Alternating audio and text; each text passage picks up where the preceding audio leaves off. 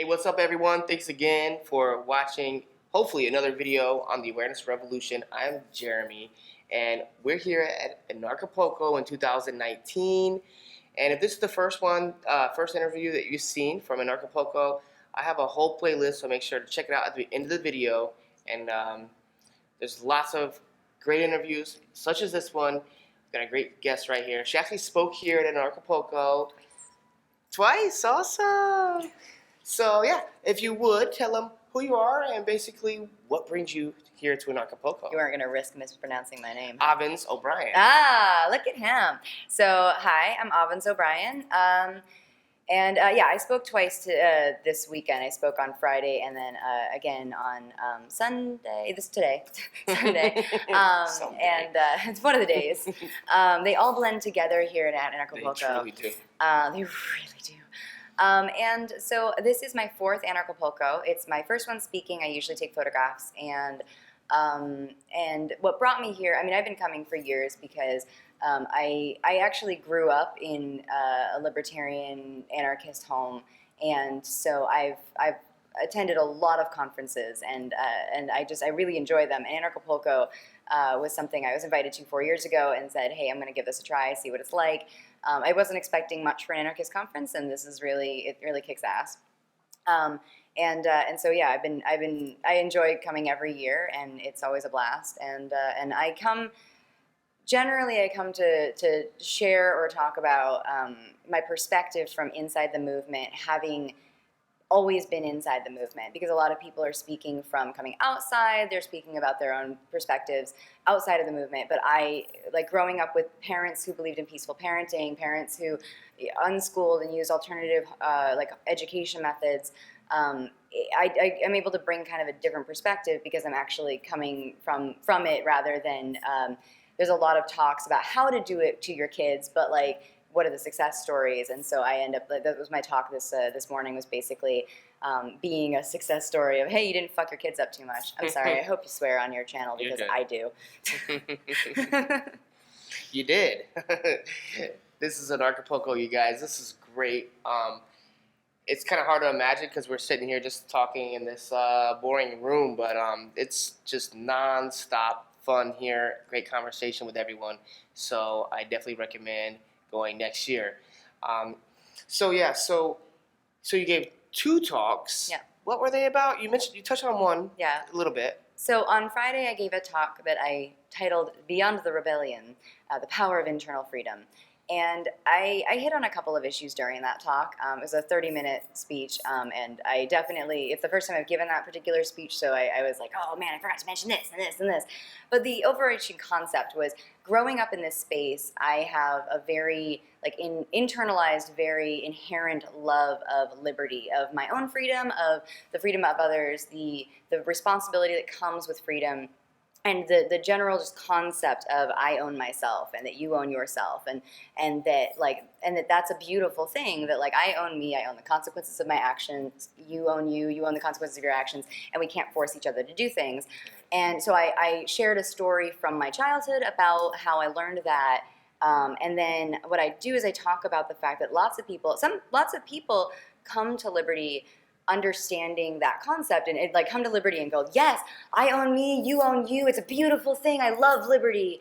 But there are other people who come to liberty because for them it's this rebellion, it's this contrarianism, it's like, I oppose what public school system does, I oppose the government, but they're not actually in love with liberty, they just oppose whoever's in power right now. They oppose the Obama administration, the Trump administration, the Bush administration, whoever the fuck is in charge, and they oppose particular things, they oppose the current mainstream view on X, Y, and Z. And what happens is when people's ascent into libertarianism or anarchy, when those things come from a place of opposition and rebellion, then one, it makes you dependent on what the status quo is to determine what your opinion is, which is obviously not good. And it also, it leaves you vulnerable to falling into traps about when you're presented with false dichotomies, that the mainstream world gives us a lot of false dichotomies. It gives us a lot of like, you have to choose between these two things, which are both equally horrible, like the left and the right, the Democrats and the Republicans, the whatever. And you, like, a lot of times you'll find yourself giving into that false dichotomy instead of saying this dichotomy is bullshit and I'm not going to choose between either, or I'm going to reject both. Instead, people will find themselves falling back into those traps of like, well, the mainstream says this, therefore I believe this. And when that happens, you find yourself apologizing for the state when it does horrible things. You find yourself defending the government for doing things it shouldn't be doing, the police for doing things they shouldn't be doing, and because they're against the people that you're against, and that's not a good way to be. And so from that I just touch on the idea that like, stop blaming other people for your lack of freedom, and from that just get out of your own way and free yourself and own yourself and know that your freedom is your own responsibility, and you can do that, and stop blaming other people. Sorry, that was a very long explanation. I just gave you my talk. That's awesome. I'm not a soundbite girl. So, I'm really curious about your upbringing, because you're brought up so totally different. We are unschooling our daughter. She was telling me a little bit. So it's totally different, and this is when it's still very uncommon, but must be much more common than it was back then. So I'm curious what it was like for you growing up, and how you think it affected you compared to the other kids. I'm very grateful for the way I was raised. I think a lot of people have a lot of parental issues. A lot of people will be like, "Oh man, my parents did this, my parents did that." And I certainly have things that I have issues with my parents for, but they're very minor. They're just just differences of opinion about things. And my parents were certainly kind of like carving a new path. Like, the term unschooling didn't really exist, so they were homeschoolers, and peaceful parenting as a concept in books and stuff like that. I don't know if there were books about it. I don't know of any. I don't think so. But so my parents had kind of said, like, we're not going to spank our kids, we're not going to force them, we're going to like work collaboratively together, to meet all the needs of the family, etc. And also, my parents were doing it from my first brother was born in 1975. I was born in 87. And I joke all the time about how, like, my parents got better at it by the time I was born, because, you make mistakes as you go, and it's not going to kill your kids. Like, it's fine. And it's not even going to, like, irreparably mentally harm them. It's fine. But growing up, I definitely have an appreciation for the kinds of lessons my parents taught me. Like, I'm a very independent person. I'm a very outspoken person, and I'm also I think I'm an advocate for the way I was raised, because I see so much value in it. And so one of the stories I gave during my speech on Friday, and then I repeated again on this morning because it was about this topic, is I had this story from when I was little where my family didn't celebrate Christmas and we didn't have Santa Claus, but I knew that Christmas existed. I knew there was Santa Claus. I kind of thought Santa Claus was like the mascot for Coca-Cola.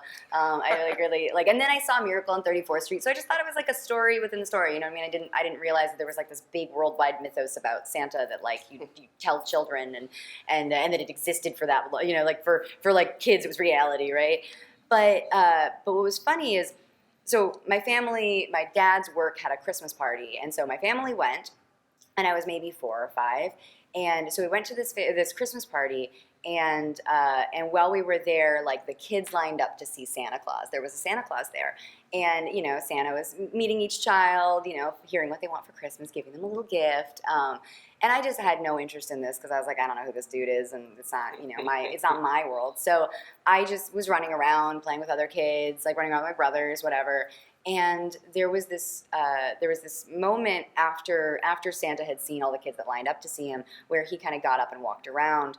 And he spotted me, and I was very difficult to miss because I was wearing this very pretty like white and red dress. But the other thing was, I had literally a couple of days earlier, I had chopped all my hair off because I got my hands on a pair of scissors, and I was like, I want like this cut, and like so I looked like a little boy. And so Santa saw me. Santa picked me up Like without like, ho, ho, ho, Merry Christmas, little girl, you want, like, no, he just picked me up out of the blue and just sat me on his knee. And I was not expecting that. I didn't know who this guy was. I had the general idea of Santa, but I didn't know this man. And literally, like, he picked me up and I shrieked and I like just wiggled out of his arms because children are very wiggly. Children are very wiggly. And I kicked him in the shins and then I ran under the Christmas tree. And then like everyone looks over because they hear the shriek and my mother is like, what just happened? And everyone's like, she just kicked Santa Claus. and so everyone like is telling my mother like, you know, you need to make her apologize. She just kicked Santa Claus. And Mom was like, what happened? And he was like, well, you know, I picked her up and I was just trying to show her, you know, Merry Christmas, whatever. And she's like, you picked her up without introducing yourself, without getting permission. You didn't ask her if she wanted to be picked up? And he's like, no. And she was like, you owe my daughter an apology. And so like I get coaxed out from under the Christmas tree, and then basically my mother, who basically looks exactly like me but is 40 years older, my mother is basically just like, all right, Santa, do you have something to say? And I got an apology from Santa. And it was very early. That was ingrained in me, like from the get-go, that I own me, like that no one has the right to touch me without my consent. And that was such a powerful thing that, like, you know, at the time it was just a story. It was just a little like thing that happened, right? But like as I kind of think back on it, it was such a huge part of my upbringing that like I was never forced to like, you know, like hug or kiss anybody. You know, when friends or family came over, Mom would be like, you want to say hi to Uncle whatever? Like, but I was never, you know, forced to like interact or give affection to people. And I think that one of the fundamental things that I see in our society is that we override children's consent all the time. And one of the biggest ways is in that teaching children that they need to put aside their actual feelings about something in order to make someone else happy. And you see that because, oh, like grandma wants a hug, why don't you want to hug grandma?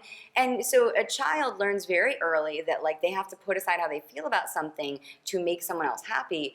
And when they do that, like that actually, you see that happen in society now. And the thing that like comes to mind most often is when you talk about like the Me Too movement. You talk about like what's happening with like women and men and like not being able to communicate about sexuality.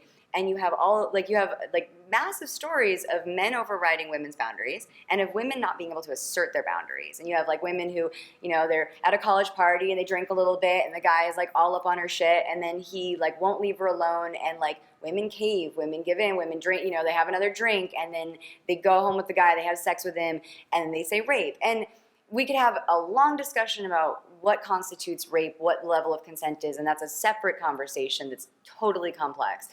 But there's so many instances in which a lot, like people feel like they were coerced into something. They may have been coerced into something, and they didn't know how to push out of it. They didn't know how to assert themselves and say, how dare you? I own my body. You have no right to that. And it's because we don't teach kids that. We think, oh, well, you know, you go like, oh, well, you know, if I just kiss him, if I just let him have sex with me, then like he'll, you know, he won't like bother me anymore, and he'll like, it'll be done and it'll go away. And I've heard women say this. And it's so disturbing because it's like, well, one, I mean, it's your body. It's your body. Like, why should anyone else get to use it unless you want them to, unless you're going to derive pleasure from it and you're like, yeah, hell yes, jump my bones. And if you're not going to, like, it just sucks that you have young men who are taught that like that consent is negotiable and negotiable to that extent, and that women aren't taught to assert their consent or assert their you know, I own me, get the fuck off me, whatever. And so it creates this climate where we now have this really complicated mess of like, you know, how many people have been sexually assaulted? How many people have at least had their consent eroded? And like nobody knows, you know, and people are talking about like, well, we need to teach men not to rape and we need to teach women to, but it's this huge complex issue of like, we have a society of people that don't know how to assert their own boundaries. And we have this whole society of people that think, I just need to like I need to get over how I feel about something so that someone else is made happy. And when you do that, you let that culture happen, and this is what's going on, and it scares the shit out of me because like I've never been raped, I've never been assaulted. I had another story that I told. I could talk for hours on this shit, but and another story I told about that about a guy who attempted something with me, and I like was not having it. And I thought about how many times that person might have tried that with someone and succeeded, and afterwards she regrets it, she feels like it was rape, she feels like she was coerced. And it's staggering because to me it's like this fundamental thing that I learned at 4 years old when Santa had to apologize for picking me up. And I think that so many people don't learn it. And then they're trying to learn it as adults. And the one thing I'm very happy about the feminist dialogue that's happened is there are conversations about consent, and consent is a great thing to be talking about. The only problem with feminists is they don't recognize that, and I even call myself a feminist, like the only problem with mainstream feminism is that they don't realize that consent culture should be applied to everything. And so whether or not I consent to work for you, whether or not I consent to have sex with you, whether or not I consent to letting you take some of my money for your roads project, like that, it's such a fundamental thing. And if we could get the idea that like everything comes from consent, that's what liberty is about consent, then we'd have a much better world. It's the liberty to change the world. Sorry, that's like totally like. That's great, though. It's a really good point pointing out that it actually starts when you're young. Yeah. Not when you're an adult. But so if like if people were to learn at a young age, they won't be struggling with this as an adult. It'll just be the way that they are. And if we start teaching all the kids this, we won't have a bunch of adults that allow. Whether it be a guy coming on to a girl or a government coercing people into taxation, we won't allow other people to just force us to do whatever they want. Exactly. That's a good point. It starts off and starts at home.